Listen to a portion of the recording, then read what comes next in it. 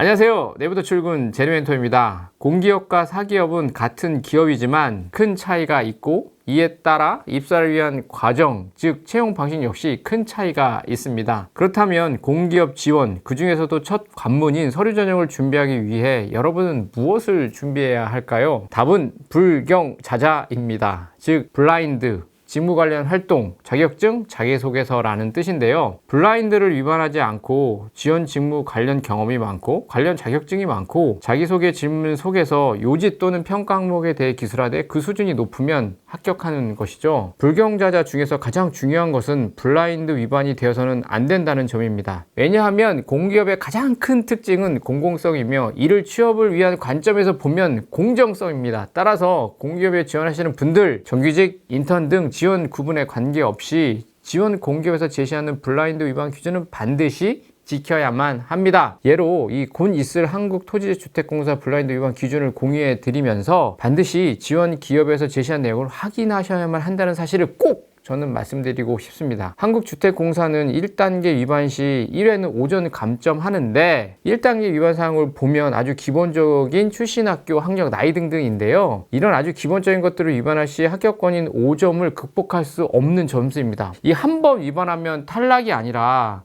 5점 감점이니까 별거 아니라고 생각할 수 있는데 진짜 이 합격권에 몰려있는 분들 사이에서는 5점 감점은 절대 극복할 수 없는 점수라는 뜻이에요. 따라서 반드시 블라인드 위반을 하였는지 철저하게 검수하셔야만 합니다. 여기서 한 가지 팁이 뭐냐면 공공기관마다 다 다르겠지만 블라인드 위반만 하지 않아도 서류 전형에 합격할 수 있는 곳은 굉장히 많습니다. 자, 여기서 끝내면 뭐 구체적인 것도 없잖아 라고 하실 것 같아서 제가 준비를 해봤는데요. 22년 하반기 한국토지주택공사 자기소개서 1번을 예로 어떻게 작성하는지에 대한 팁을 드리도록 하겠습니다. 지원자는 체험형 인턴 과정을 통해 어떤 목표를 이루고자 하는지 아래 순서에 따라 기술해 주십시오. 인턴 과정을 통해 달성하자는 목표 기술, 그 목표 중 현재 달성한 부분을 기술하고 앞으로의 계획을 기술, LH 체험 인턴 과정에서 기대하는 바가 무엇인지를 기술. 자, 1번 항목의 질문의 요지는 어떤 목표를 이루고자 하는지입니다. 따라서 평가자는 1번 항목을 읽고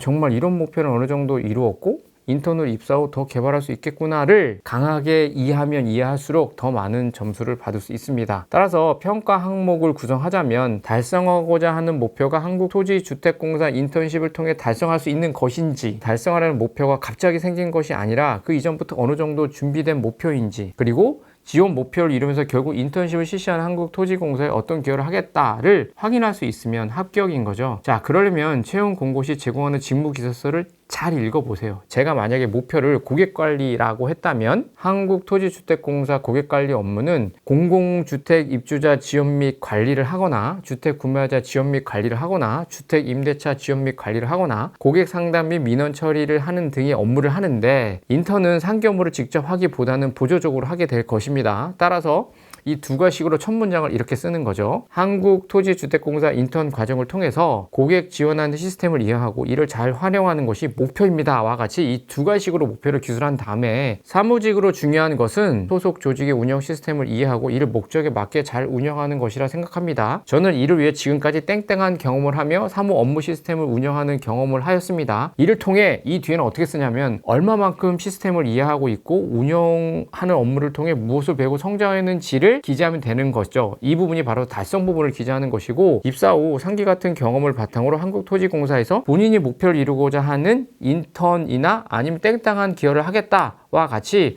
어떤 기대하는 부분을 써주면 자기소개서 중에 하나의 질문에 대한 답변이 완성이 되는 거겠죠. 400자 이내로 1번 항목을 작성한다면 제가 안내드린 내용만 320자 정도 되니까 여기다 소제목 작성하고 나면 더 많은 내용을 기재하기는 어렵습니다. 따라서 이 세부적인 내용을 많이 작성하려고 하지 말고 결론 하나를 선택해서 이를 하나의 예로 자기소개서 질문의 요지에 맞게 작성하는 것이 매우 중요한 것입니다. 여러분들이 지금 이렇게 어렵게 작성하는 게 맞나 또는 이렇게 어려운 게 맞나 라는 생각이 들 수 있는데 어려운 게 맞고 그럼 이렇게 힘들게 작성해도 합격할 수 있을까 라고 의심하지 마시고 여러분들이 어렵고 그 어려운 거를 어떻게든 잘하려고 노력하는 것이 분명히 합격을 하기 위한 길이니까 거기에 대한 의심은 절대 하지 않으시면 됩니다. 제가 말씀드린 내용은 하나의 예이지 절대 서류 전형을 합격하기 위한 정답은 아니라는 점 꼭 이해해 주시고, 제가 드린 예를 꼭꼭 씹어가지고 여러분 것으로 소화하셔서 합격하시면 됩니다. 저는 여러분을 진심으로 응원하는 제리 멘토였습니다.